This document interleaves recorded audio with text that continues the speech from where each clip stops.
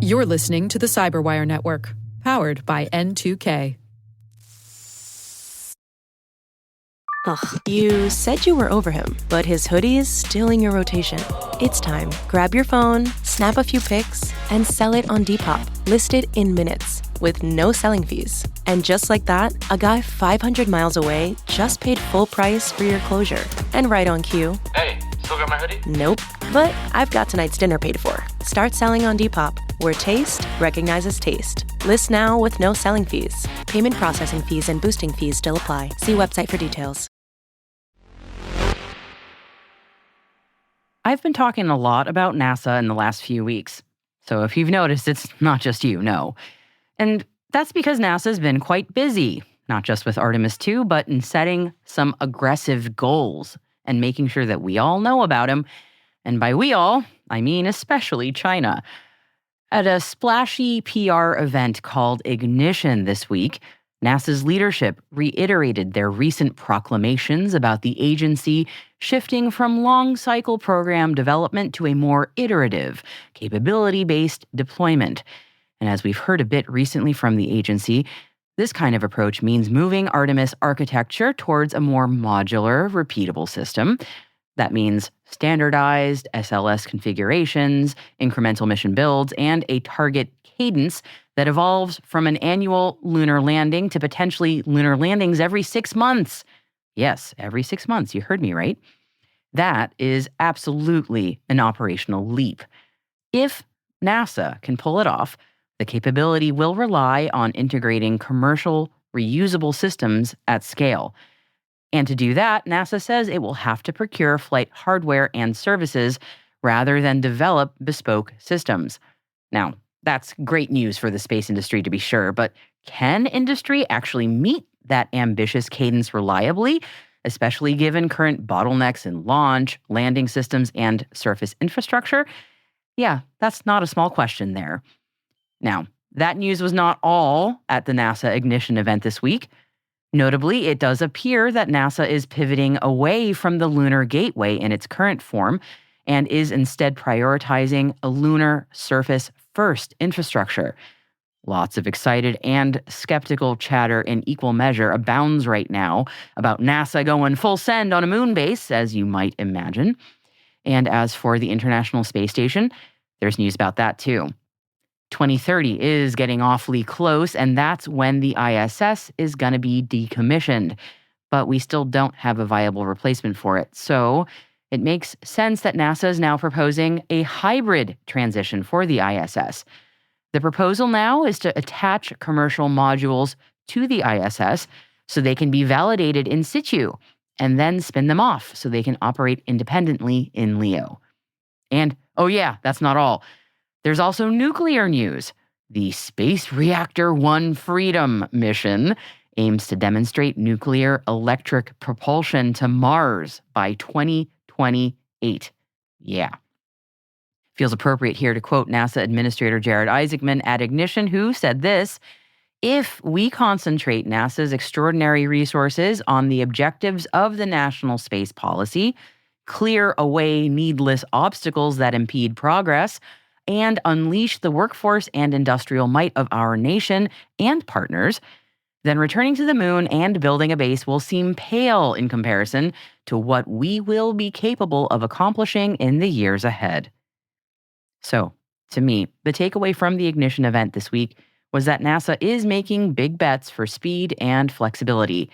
Whether or not that will translate to the funding that NASA needs, to say nothing of the sustained capability, well, it all remains to be seen. But no risk, no reward. And what else is NASA really all about if not making big, well, moonshots?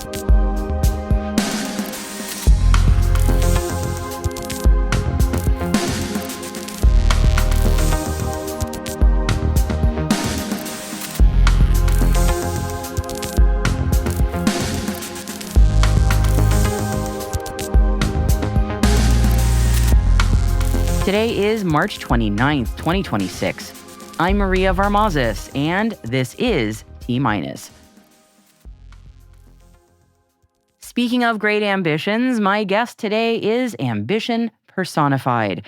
I met the fascinating Dr. Gabrielle Caswell at Spacecom in January to talk about Spaceport Australia, which is the spaceport that she owns. But if you can believe it, owning and running a spaceport is still barely scratching the surface of what she is working on. Here is our conversation. Hello and welcome to T-Minus Space Daily, coming to you live from Commercial Space Week here in Orlando, Florida. I am Maria Vermazis. I'm your host for this I cannot wait conversation with my very esteemed guest, who I would really love if you could introduce yourself, if you don't mind, only because you have such an amazing story and I don't think I would get it correct. Would you mind introducing yourself, please? Oh, well, hi everybody. I'm Dr. Gabrielle Caswell. I am the owner and operator of Spaceport Australia. That is underselling you significantly. All right, Dr. Gabby, you have an incredible, incredible story. Owner of Spaceport Australia is a really important part of it too. I don't want to downplay that because that is also super important. But you also have an incredible series of life experiences and education, and I'd feel like I'd be missing a whole bunch of your story if I didn't get into that. Can you tell me a bit about your many different areas of expertise? Because you have quite a few. Well, I sort of do, but I don't see it that way. I know it's sort of externally, people might sort of break them into boxes, but I just have a very broad education in my undergraduate degrees, which I think everybody should have. Yeah. And I think that they should really concentrate on, you add to knowledge and you should try everything. And even if you failure is learning. Yes. So, yes. You're not going to be good at everything. And I think that it's really, really quite important to, try everything and then, not be afraid to fail. It's just part of the process of learning. And I've always sort of adopted that. So I think that you need to be curious, and we're all curious as children, and then we educate them. Yeah. And we educate the curiosity out of them in many absolutely. cases. That's right. Yes. And there is a place for sort of very much didactic learning because we need to learn language and we need to learn grammar and we need to do math and we need to be able to communicate in the languages that people communicate in. But then I think we socially constrain intellect, and I unfortunately just don't have any association needs, so it just didn't apply to me. And I didn't actually learn to read until I was 12. Mm-hmm. And, so I still had a bit to make up for when I hit 12. And that's because I have a form of dyslexia. Mm-hmm. Mm-hmm. And not that it was picked up at this stage, because I'm really old, and back then it wasn't even described. And it's actually only been in the literature, I think, now, medical literature, for about 5 years. So it is one which is quite specific. Could never learn to spell, never learn grammar. The capital letters, like, come on, what a waste of ink. So it's like, however, the other side of the coin is that I am blessed with an absolute phenomenal memory. And I think that, it's a sort of, I always say to people, for everything that you're missing, there's always something else in the brain that makes up for it. It's just sometimes got to look for it. Yeah. So I was a late starter, so to speak, but once I got the gist of it, we're away.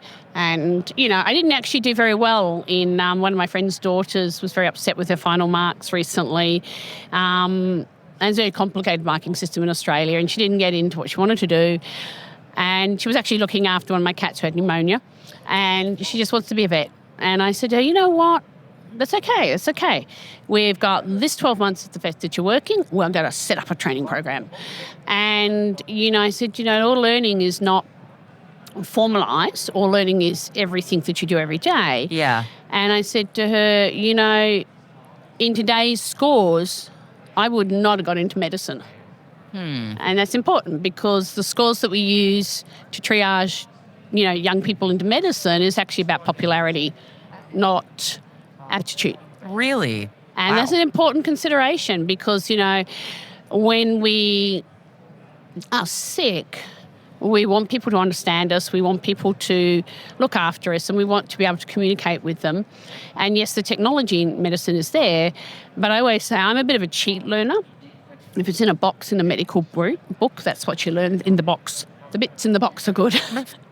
And you'll pass the exams. I shouldn't actually probably say that, but that's probably a truism. And to read the books, actually, it's a really important consideration. I find with electronic learning, people do not learn things as well. And I'm just very methodical with my learning. So I get the book, I read the chapter, I go back, I underline what I need or I think is important, then I make my notes. And then the only time I ever come back to it is before the exam. And you retain it that way. Yep. That is quite a gift. If you write what you read, yes, the retention is like 90% huge above anything else you do. And so you have biomedical expertise. Yes. And you also have, I mean, you were mentioning to me earlier, like 3 master's degrees? Yeah. One is really, really super boring. Yeah. It's just a medical master's. Whatever. Yeah, in primary care skin cancer, because I operate and look after a population with very high skin cancer load. So our general practitioners, which you call physicians, are a little bit different in Australia, and particularly our rural and remote ones. And in fact, if NASA, if you're listening, that's the training you need for the moon. We can do, as I explained to everybody, we can do anything with a pocket knife and a coat hanger, and we're really good at it. Because you never know. And look, I kid you not, I have to attend on planes because I fly a lot internationally so many times. And, we have used the coat hanger. So it's an important to have a very flexible skill base, but also, this group of doctors that I belong to, we operate, we give anaesthetics, we do trauma, we do emergency, we deliver babies. And it's a whole skill set within our class of doctors. Yeah. So it needs a specialisation. Yeah. But it's the sort of skill set, cradle to grave medicine, and the flexibility to sort of move from one role to another. And most of my emergency sort of attending, quote unquote, will basically only ever occur in a remote area on the side of the road. So, and often, I don't carry a full medical kit, it's what I've got to hand. Yeah. It occurs to me as I was listening to you describing this that, because a lot of times when I ask people, I'm sorry, I'm going a bit of a tangent. When I talk to people who have really fascinating backgrounds who are also involved in space in some way, sometimes I'm like, how did those dots get connected aside from sometimes it's an opportunity or just I love space or whatever? And I'm going, I can actually very easily see how what you just described really easily applies to space. Yeah. Like, it just seems like an absolute no-brainer. Absolutely. And I've always been operational. So I wasn't always a doctor. I was a professional marine diver before I did medicine. Another great skill set to have. Absolutely. Right there. I've done my time in microgravity. Let me tell you, baby. Yeah. We're done the microgravity time. Yep. And, people always say to me, because I did a lot of environmental management with our teams from the Northwest Shelf, which is northwest of Western Australia, around to what we call the Chevron pipeline up into Indonesia. So that's that sort of pointy bit of Australia, all the way around to where the gas fields are. Now, the interesting thing there is it's got sharks. I mean, you're in their environment. And people sort of say to me, oh, but all those sharks. And I went, yeah, I've just seen a crocodile or two. Yeah. Yeah, measure moves. And, but I did have 10 wonderful years of doing that, and 10 wonderful years when my office was a boat, where I was under the water. We also did a lot of all the analysis and the multivariant analysis and things because that's what we were doing. And it, again, it's in a rural and remote environment, in a dangerous environment, and the tenure there is like if you've got 2, you've got 1. You've got 1, you've got none. Unfortunately, I sort of seem to apply that to my shoe collection as well. And And plus one is the other one I've heard. I'm not quite sure it should be applied, but it works. And that's the thing is, so every time, I'm even driving between my offices. So there's 400 kilometres between my offices. And, even when I'm driving that 400 kilometres, I'm going to cut across the backcountry because I like the backcountry. And, I sort of make sure, I always carry a sat phone and because our telecommunications is very poor in the rural area. But it's also, that preparation, you always have a spare tyre, you always think. So of course, I think from a mindset, I am operational. Yeah.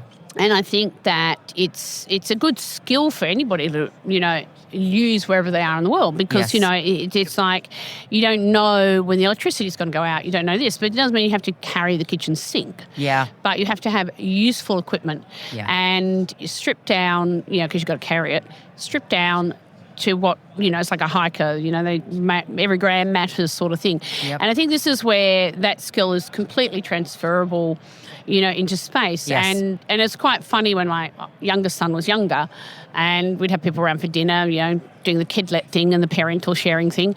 And, he'd come out with his robot and he's going, my robot's broken. I said, okay, let me get my pink tools, I might add. Get out my pink tools. And I can remember one of the dads looking at me going, I would never have thought you would have your own screwdrivers. And I went, I thought you were going to say pink screwdrivers. Yeah. And I think that's it, we come from a very resilient culture that is used to fixing things. Yeah, because you had to. Yes. And, necessity is the mother of invention. And I think that's how we have to sort of see space. Yeah. The difference is that, living rural, because I do a lot of media in medicine in my own country, living rural is great. They can't turn up on your doorstep. It's big effort, which means I can get on with other stuff. And so, can do other work. And, space is the final frontier, but there's so much room there for everybody's imagination and problem solving. And I think that's the thing is we have to sort of remember, no matter how much high tech we do, at the end of the day, and when I'm teaching my junior doctors and, I teach them 2 basic skills. These are the skills you must master. Yeah. The first is put a cannula in. Okay, so if you need to put fluids in, you can put the needle in. Okay, and that's a skill like when you're in a panic and you've got trauma going on, so we practice putting the cannulas in, so you can do it with your eyes closed. Oh yes, okay. So that's the first skill, and this is sort of things that are sort of very basic to me, but you put that cannula in, you get the fluids up, we're resuscitating them. You can't get the cannula in, well, we're in trouble because we've got blood loss. So that's the first thing, and then the second thing is, which they always laugh, is say, pull the tongue out. Pull the tongue out. Yeah. Okay, because people need to breathe. Right, okay. And it's a basic skill. And I sort of, you always teach things in layers. So when I'm teaching anatomy, I teach it in layers and I teach it in diagrams. And I say, look, we start with this level, we move to this level, and then we go to this level. Now, we almost have to de-evolve in space. We need robust tools. Yeah. Robust toys, as I call them. Yeah. And a robust, facility that we can fix out there. Yeah. And this is the big one. We have to be able to fix it. So there's no point in giving me a quantum computer to take to Mars or the outer planets. If you don't have a screwdriver with you. Right? Exactly. Yeah. Or I don't have a quantum physicist to fix it. Yeah. And this is where I think the practicality of the rural environment really comes into it. Yes. And I think, this is where when we live in cities and we live in well-manufactured and massaged environments, we do get actually, if someone wants to paint my toenails, I am more than happy to have the service. And I think this is the thing, but we need to really think long and hard how we do things. Yeah. And so we've developed the AI Doctor, which everyone gets so super excited about, the Hamilton Project, which is named after an absolutely cardinal flight surgeon, Professor Douglas Hamilton. Now, Hammy is an engineer, a doctor, a professor of an internist, as they call them, and his PhD just to make us all look really stupid in cardiology. But it's great because we need our doctors to be engineers and our engineers to have the finer understanding because we're dealing with biological systems. So from an engineering point of view, everybody understands systems engineering. When it gets to biology, the inputs are so enormous, you either innately have to understand cellular biology and molecular biology to understand the physiology. Once you have that basic understanding and that solid understanding, then you can actually take it to the next level and understand that in different environments. So that's sort of how I ended up in space.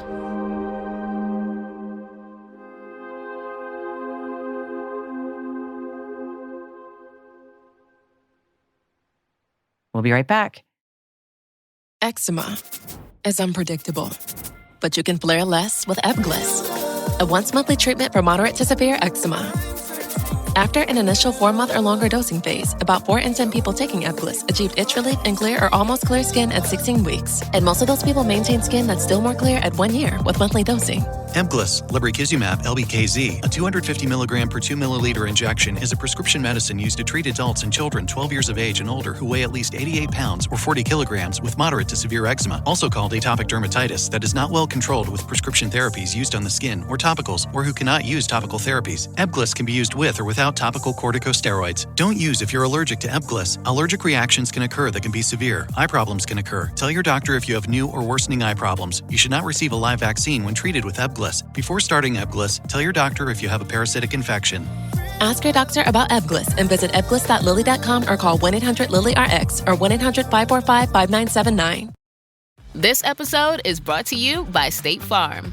Listening to this podcast? Smart move. Being financially savvy? Smart move. Another smart move? Having State Farm help you create a competitive price when you choose to bundle home and auto. Bundling, just another way to save with the personal price plan. Like a good neighbor, State Farm is there. Prices are based on rating plans that vary by state. Coverage options are selected by the customer. Availability, amount of discounts and savings, and eligibility vary by state.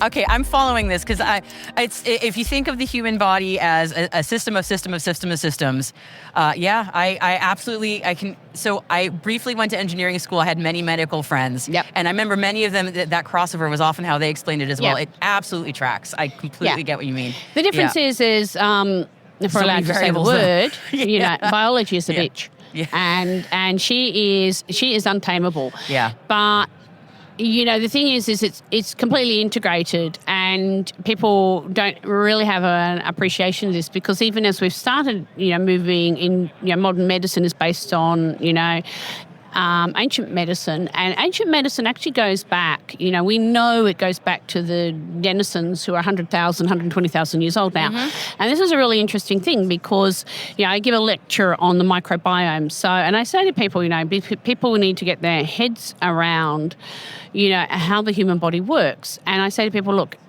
the easiest way I can explain it, you're an apartment block, okay? You're a bag of gush. And that gush, okay, has a microbiome. Mm-hmm. We have things that live on our skin and things that live in our gut. Yep. And the gut is external to the human body.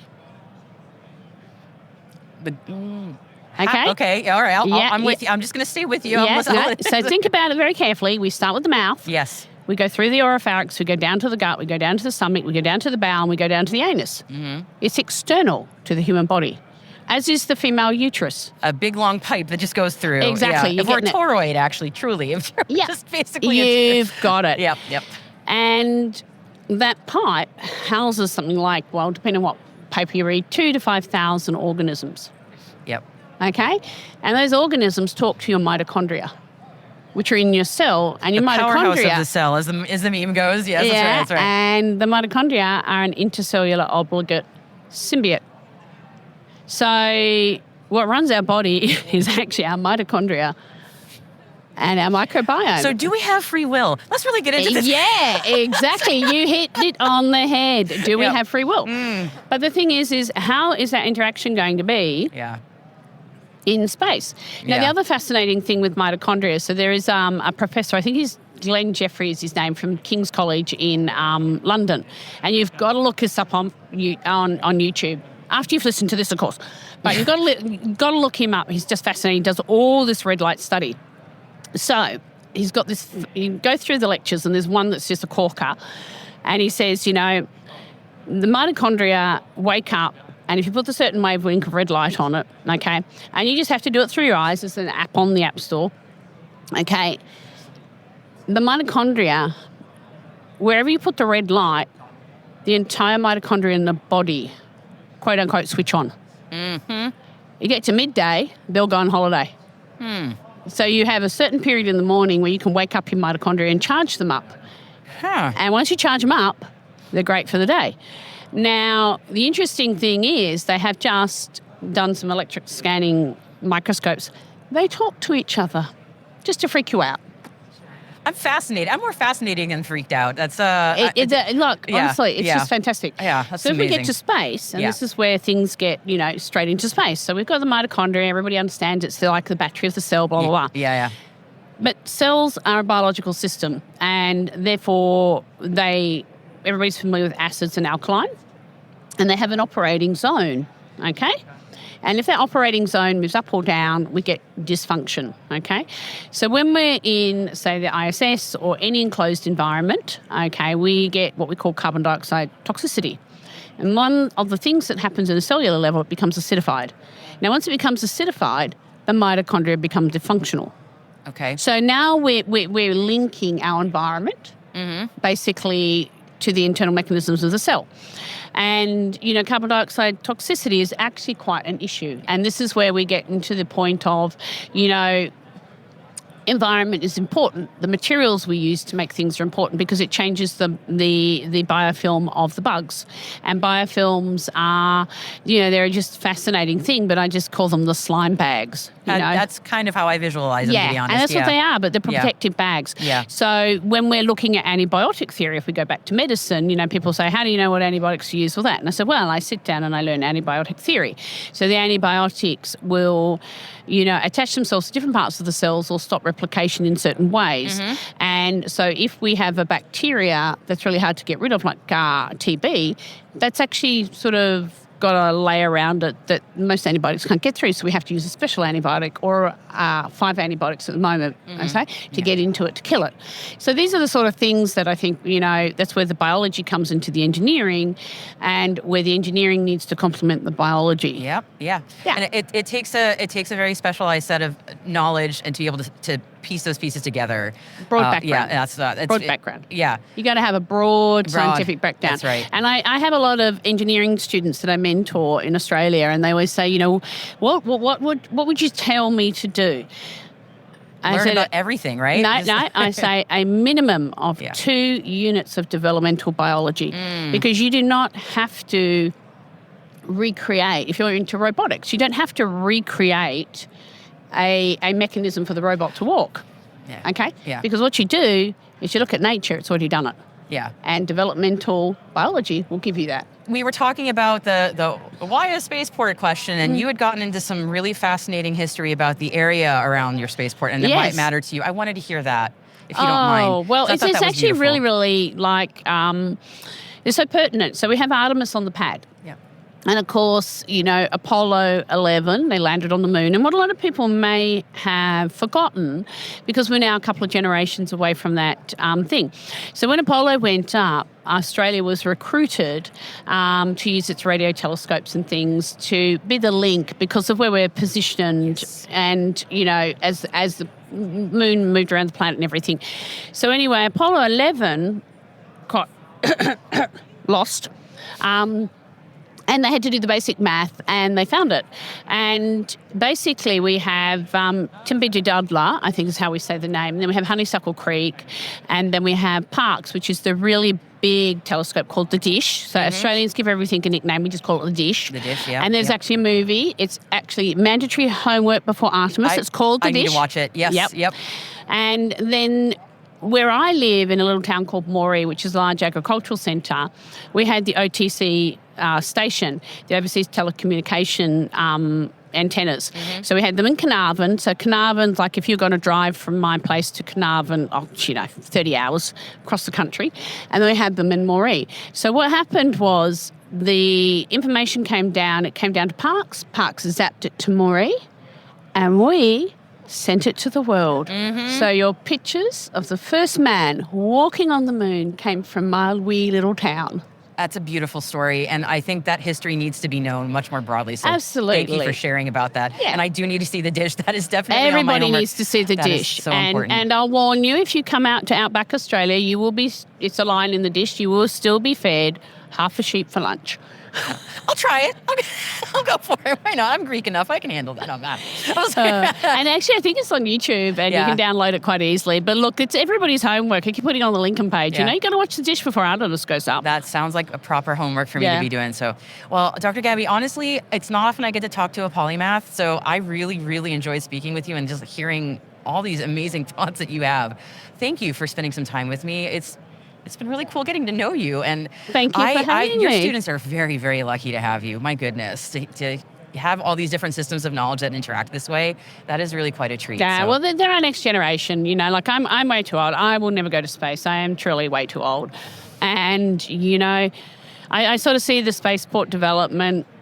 It was a vehicle for me to work in space. Yeah. But it's an intergenerational project, It's you a know. beautiful thing. And Yeah. I think that's the thing. Somebody, you know, younger and probably smarter than me and things like that, you know, have limited tolerance for paperwork, you know, will steer it to the next level.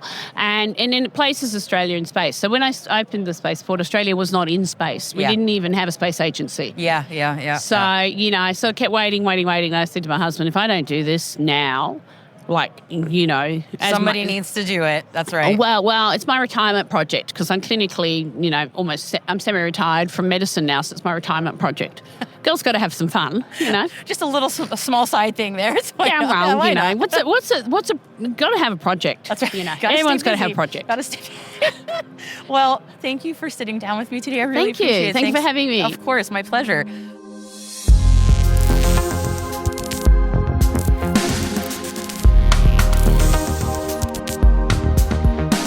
And yes, T-Minus crew, we are now releasing our show on a weekly cadence, as you have probably noticed by now. And we're still working hard behind the scenes here on what our new T-Minus show is transforming into. So as we continue our work, we would love to hear from you about what would be useful and what would be interesting to you as we shift to a weekly format.